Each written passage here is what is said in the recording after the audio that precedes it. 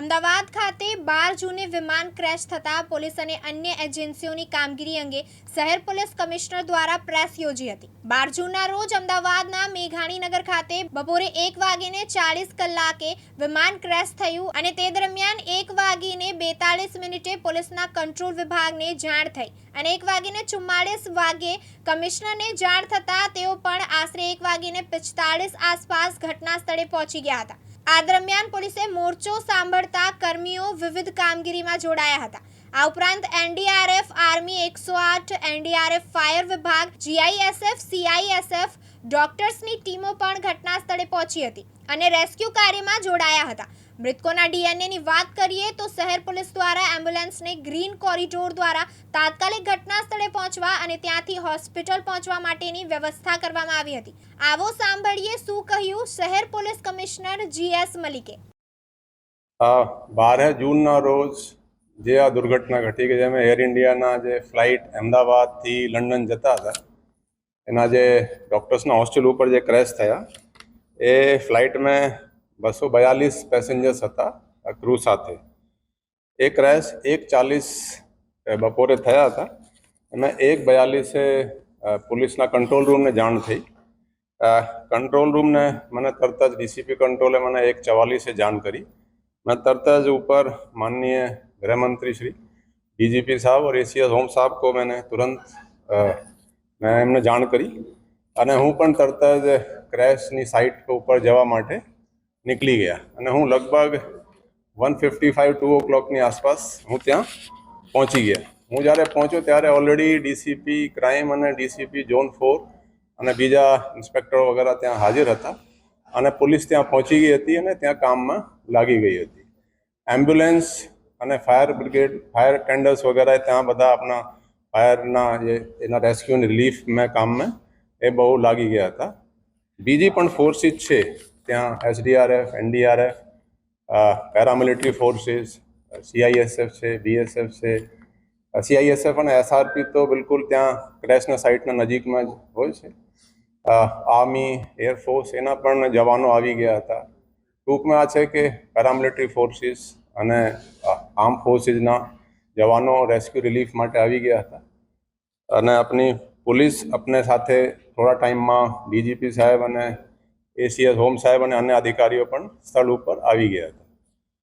સૌથી પહેલાં જે ચેલેન્જ હતા કે જે એમ્બ્યુલન્સ અને ફાયર ટેન્ડર્સ જે આવે છે અમદાવાદમાં કુલ 19 ફાયર સ્ટેશન્સ છે। એના માટે ગ્રીન કોરિડોર રાખવાના, એમ્બ્યુલન્સ માટે ગ્રીન કોરિડોર રાખવાના, ટ્રાફિકના અરેન્જમેન્ટ કરવાના અને જે ફસાયેલા છે એને રેસ્ક્યુ કરવાના। એમાં આપણી પોલીસની ટીમે ખાસા મદદ કરી રેસ્ક્યુ અને રિલીફમાં। તમે જોઈ શકો ઘણા પોલીસના જવાનો અને અધિકારીઓ મદદ કરી રહ્યા છે।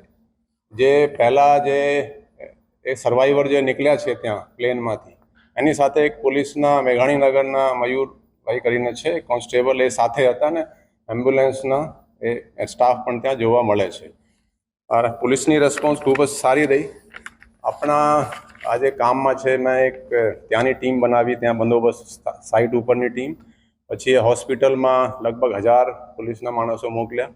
ત્યાં એક જોઈન્ટ કમિશનર ક્રાઇમના હસ્તક બધા બંદોબસ્તની જવાબદારી બોડીઓને સોંપવાની, ઇન્વેસ્ટિગેશન માટે એડિશનલ કમિશનર સેક્ટર 2ના હસ્તક આખી ટીમો બનાવી અને એ તરત જ આપણા ઇન્વેસ્ટિગેશનના કામમાં પણ લાગી ગયા હતા। તમે જુઓ તો આમે ઇન્વેસ્ટિગેશનમાં પહેલાં આપણે તરત જ સ્ટેશન ડાયરીની એન્ટ્રી કરવાની, એડી દાખલ કરવાની, પછી પોલીસનો ઇન્ક્વેસ્ટનું કામ હોય છે, ઇન્ક્વેસ્ટ ભરવાનું। ઇન્ક્વેસ્ટ ભર્યા પછી ડૉક્ટરોને કામ શરૂ થાય છે એને પોસ્ટમોર્ટમ કરવાનું, ડીએનએનો સેમ્પલ લેવાનું। તો આવી સિચ્યુએશનમાં જો ડિટેલ પોસ્ટમોર્ટમ થાય તો એમાં ખાસા ટાઈમ લાગે। એટલે પોલીસ કમિશનરને એવી સત્તા છે ડિઝાસ્ટર મેનેજમેન્ટ એક્ટ હેઠળની ગાઈડલાઇન્સમાં કે ડિટેલ પોસ્ટમોર્ટમ જે હોય ને કે બોડીમાં અંદર એનો કિડની કેવા છે, લીવર કેવા છે, આ બધું લખવાની જરૂર નથી।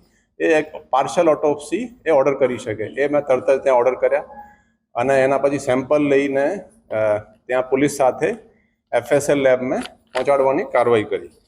તો આ જે ક્રેશ છે એ 1:40 બપોરે થયા હતા અને જે આ બધી પ્રોસેસ થઈને પોલીસ સેમ્પલ લઈને ગાંધીનગર એફએસએલમાં રાતના એ 12 તારીખના જ રાતમાં 0019 hours મતલબ 11 કલાકની ઓછા સમયમાં આપણે ત્યાં સેમ્પલ લઈને ત્યાં પહોંચાડી દીધા. એટલી ફાસ્ટ કામ હતું.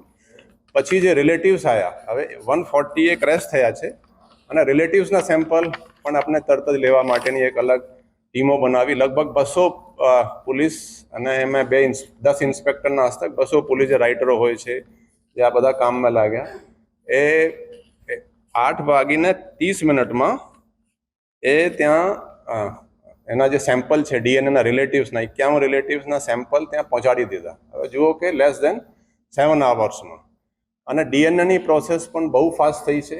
આપણે રાતના 12:20 સેમ્પલ ત્યાં પહોંચાડ્યા, એટલે 13 તારીખની અર્લી મોર્નિંગ ગણી શકાય. અને 14 તારીખે લગભગ 9:45 વાગે ફર્સ્ટ ડીએનએની રિપોર્ટ આપણને મળી ગઈ. એટલે લેસ દેન 36 hours ઓફ મતલબ એને રિસીવ કર્યા પછી. એટલે આપણે એફએસએલ જે છે એ બહુ લેટેસ્ટ ટેકનોલોજીથી સુસજ્જિત છે. એના સોફ્ટવેરના યુઝ કર્યા છે, કેમ કે આ એક સેમ્પલને જો આપણે મેચ કરવા જઈએ તો બહુ ટાઈમ લાગે દરેકના સ્ટ્રેન્ડ સાથે. તો એ પણ આપણે તરત જ રિઝલ્ટ આવા શરૂ થઈ ગયા હતા.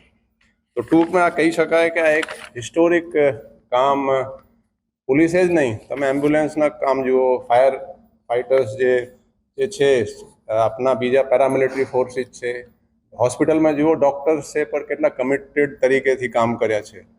તો હું કહી શકું કે આપણા પોલીસ જે આપણે પરિવારના જે તમામ લોકો છે એ બધા ખભાથી ખભા મલાવીને કામ કર્યા છે. અને જે બોડી હેન્ડઓવરના જે કાર્યવાહી છે, હવે જેના અમુક લોકો જે હતા જેના ફેસ આઈડેન્ટિફાઈ થયા હતા, જે લોકો કમ્પાઉન્ડમાં હતા કે ત્યાં ડૉક્ટર્સ હતા અમુક. ચિરાગ પાતળિયા, દિવ્યાંગ ન્યૂઝ, અમદાવાદ.